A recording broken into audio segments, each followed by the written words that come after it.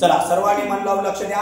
आता आपण शिकणार आहे प्रॅक्टिस सेट किती रे 3 बरोबर. मराठी सेमी सगळं डायरेक्ट सांगणार आहे, डायरेक्ट डोक्यात घ्यावंच लागतंय फक्त पद्मनी क्लास. ओके तर लक्ष दे. Which of the following statement are the inverse variation? त्याला मराठीमध्ये व्यस्त चलन असं म्हणतात. काय म्हणतात रे? व्यस्त चलन. कळालं? याच्या त्या 4 उदाहरणापैकी व्यस्त चलनाचं कोणतं उदाहरण आहे ते आपल्याला सांगायचं आहे. मी पटवून सांगतो, डायरेक्ट पटवून. Number of the worker on the job and time taken by them to complete the job. मला एक सांगा, मी जॉबला कामाला माणसं ठेवली, माणसं वाढली की माझ्या कामाचे तास पण काय होतात? समजा मला काम लवकर करायचंय तर मी कामाची माणसं वाढवून देणार, बरोबर आहे की नाही? माझ्या कामाला 5 माणसं होती. किती माणसं? 5. आणि त्या 5 माणसाला म्हणले 10 दिवसात काम करायचे. किती दिवसात?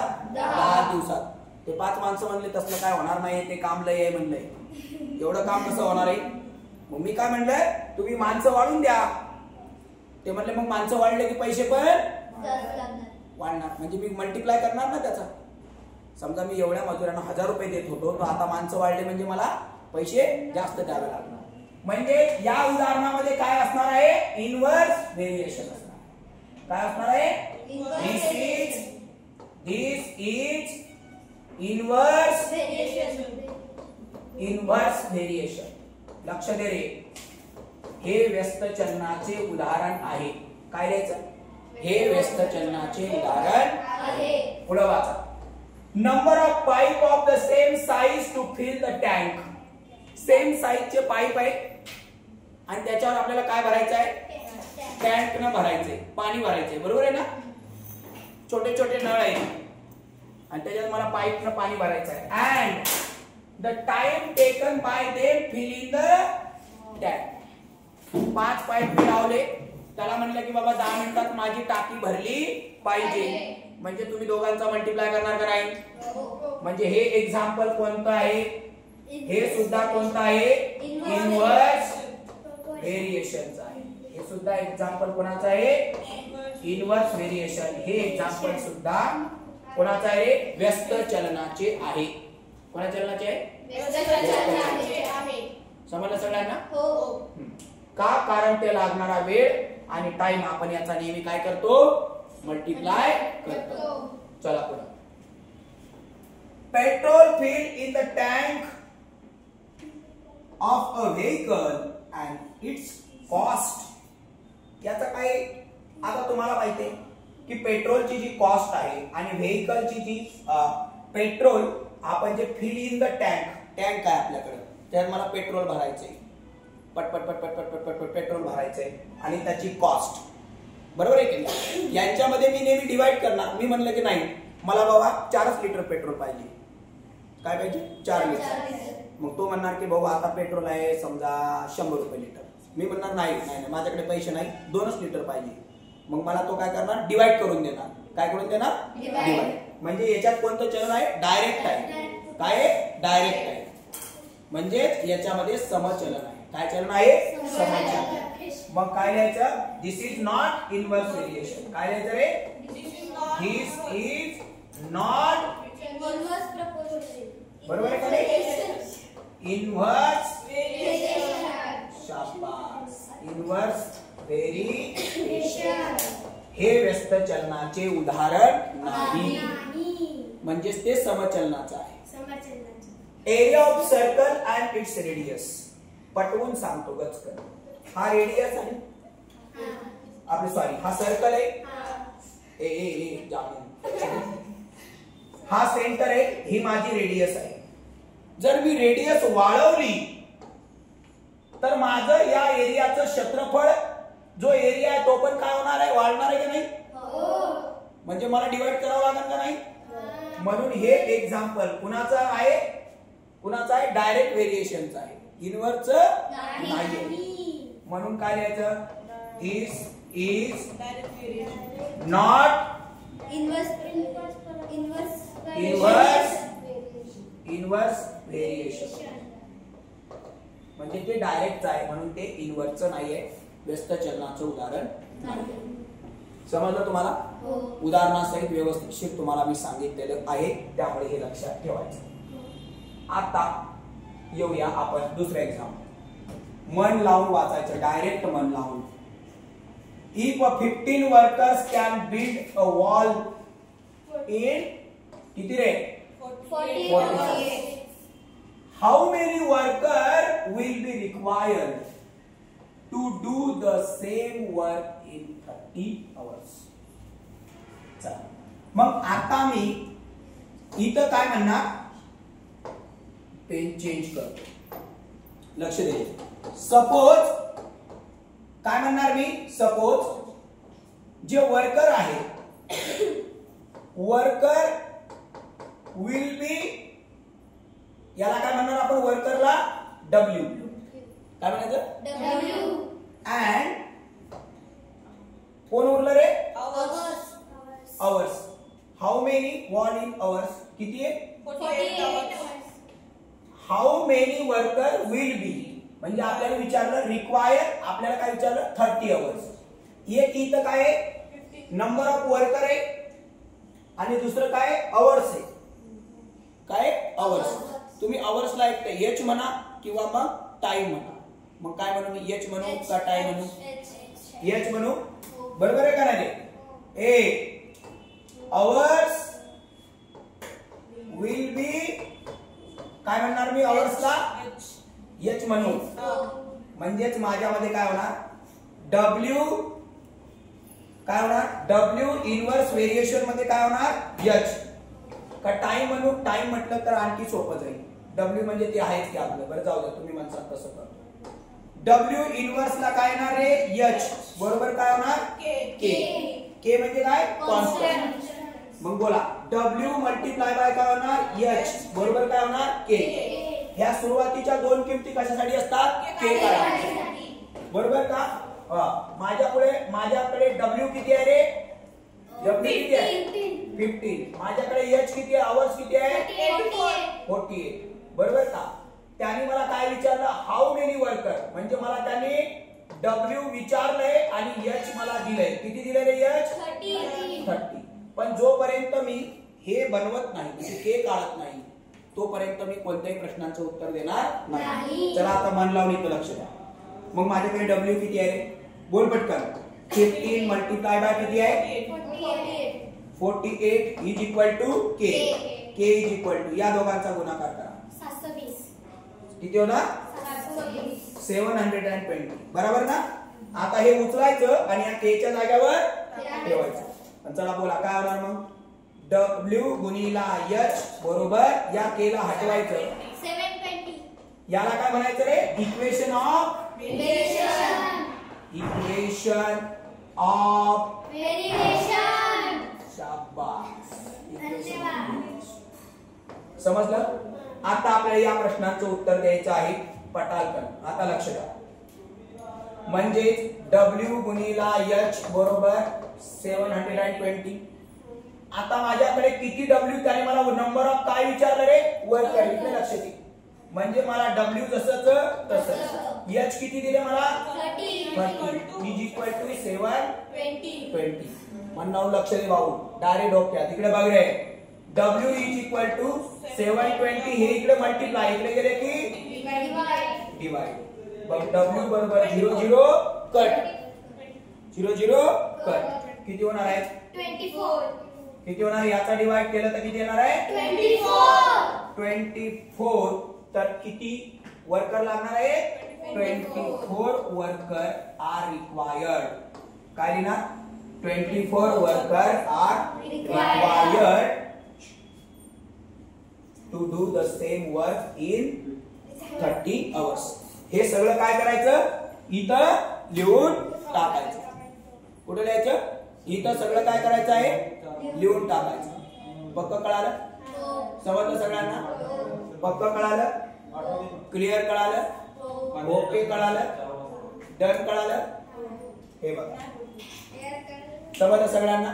कॉपी करून घ्यायचं डायरेक्ट डोक्यामध्ये, गणिताला भ्यायचं नाही. सुरुवातीच्या दोन किमती कशासाठी देतात आपल्याला, के काढण्यासाठी. बरोबर? हो. समजलं सगळ्यांना? क्लिअर? ओके, चला आता आपण जाऊया पुढच्या एक्झाम्पल. बघ रे बाळा, 20 bag of half liters milk can be filled by the machine within 3 minutes. तुम्हाला माहिती आहे की आपण दुधाच्या पिशव्या भरतो नाही का, ते दूध असतं वगैरे त्याच्या पिशव्या भरतो. मेरा काय का दुकान है, मैं खुद दूसरे के दुकान में काम करता हूँ पार्ट टाइम. पढ़ाने के बाद दूसरे के दुकान में पिशव्या भरने का काम. तुमने कभी देखा नहीं? नहीं देखा, इसलिए तो पूछ रहे हैं. तो जा रही है तो मेरे दुकान से दूध लेने आ जाएगा. ठीक है, ठीक है? 10% डिस्काउंट. इसका भी दुकान है, इसका चिप्स का दुकान है, केले का चिप्स बेचते हैं. Oh my God. 50 रुपए का पाव, 50 रुपए का पाव. तुम आ रहे तो तुमको फ्री में देंगे. सर पढ़ाओ. समझ में आया? टेंशन मत. एक खुशी आ गई ना, फ्री में देने की. हाँ. समझ में आया? फेस्टिवल वगैरह हो ना तो फ्री में देने की. हाँ, मैं आती C. 30 minutes. Find the time of the filling the search in the 18 bags. 800, 1800. अब मुझे बताओ 120 और एक मशीन में अगर आपको दूध भरना है तो 3 मिनट में, तो इनमें कौन सा चलन होगा? डायरेक्ट वेरिएशन होता है. इसमें कौन सा वेरिएशन होता है? Direct variation. अब कितना बैग है? 120. तो मैं क्या बोलूंगा, जो सपोज अब बैग बराबर बैग्स विल बी, मैं उसको क्या बोलूंगा? बैग को बी बोलूंगा. ठीक है, बैग को बी बोलूंगा मैं. और इसमें क्या है? 3 minutes. Find the time filling the slash. अब टाइम को क्या बोलूंगा मैं? टी. टाइम को क्या बोलूंगा मैं? टी बोलूंगा. अब इसमें कौन सा चलन है? अब इसमें मेरे पास क्या है? गिवन. इसमें मैं लिख देता क्वेश्चन.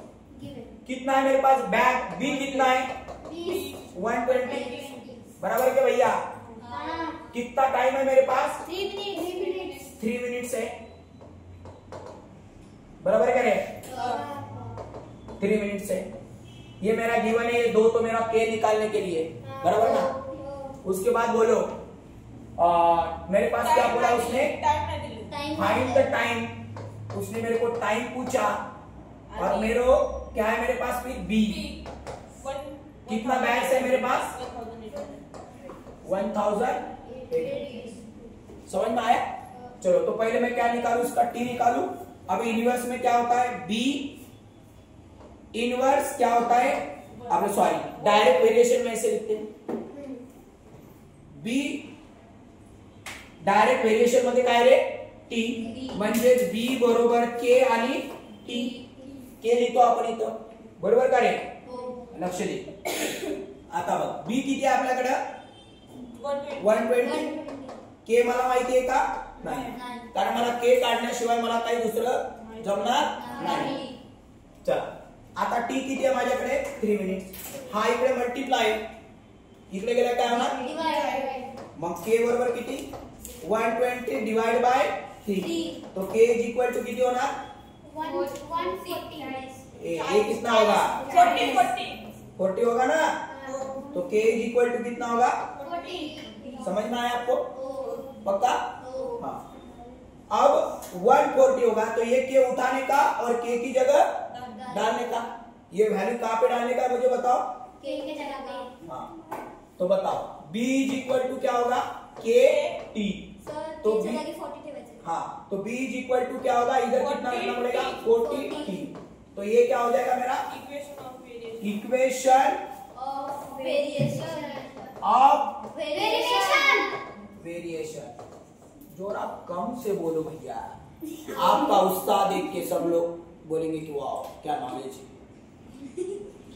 थोड़ा प्यार से बोलो. सर हमको भी कुछ लेक्चर देने को बोलो. बहुत बढ़िया. अभी तो मैं करूंगा कि मेरा पढ़ाना होने के बाद मैं चाहता हूँ कि तू भी इधर पढ़े. बहुत बढ़िया, बहुत बढ़िया. चलो अब ये इक्वेशन ऑफ वेरिएशन. अब देखो रे मेरे पास b कितना है रे? 1800. अब ये 40 वैसा का वैसा मेरे को टाइम पूछा गया है मल्टीप्लाई. इधर मल्टीप्लाई इधर आ गया तो क्या हो जाएगा? डिवाइड. तो टाइम इज इक्वल टू कितना हो जाएगा 1800 डिवाइड बाय 40 इधर मल्टीप्लाई तो इधर जाएगा डिवाइड। मराठी हिंदी सब चलता है तुमको फटाफट 0 0 कर टाइम इज इक्वल टू 45 बराबर ना बराबर सही किया ना भैया। चलो तो मेरा टाइम रिक्वायरमेंट कितना हो जाएगा 45 मिनट्स। क्या होगा 45 मिनट्स लगेंगे कितना बैग भरने के लिए 1800 इतना बैग अगर मुझे भरना है तो मुझे required 45 minutes time the required the time of the fill such is the 18 bag. ये आगे आप लिख डालो। ये जो लास्ट वाली लाइन पूछा है वो आपको लिखना है। पक्का समझ में आया? पूरा एक बार देख लो। देखो पूरा एक बार सब अच्छी तरह से आपको बिना देख के कर लेंगे। ओके समझा ना, बिना देख के भी कर लेंगे। चलो बहुत बढ़िया बहुत बढ़िया। इसका नाम खुशी है, ना कोई गम है, सिर्फ खुशी है। ठीक है चलो अब देखो ये लास्ट वाला question. A car with a speed 16 meter per kilometer per hour taken 8 hours to travel some distance.